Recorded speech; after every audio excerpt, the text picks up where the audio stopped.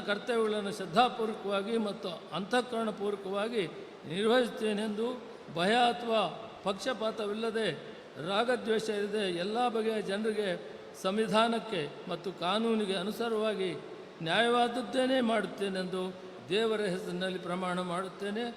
ಶ್ರದ್ಧಾಪೂರ್ವಕವಾಗಿ ಪ್ರತಿಜ್ಞೆ ಮಾಡುತ್ತೇನೆ.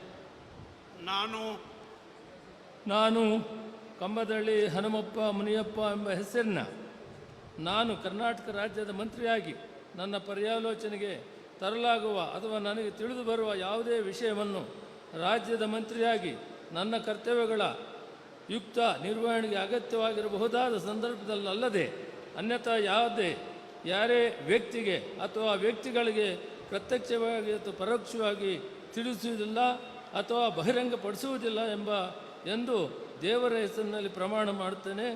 ಶ್ರದ್ಧಾಪೂರ್ವಕವಾಗಿ ಪ್ರತಿಜ್ಞೆ ಮಾಡುತ್ತೇನೆ. ಮಾನ್ಯ ಸಚಿವರು ಪ್ರಮಾಣ ವಚನಕ್ಕೆ ಸಹಿ ಮಾಡಲಿದ್ದಾರೆ.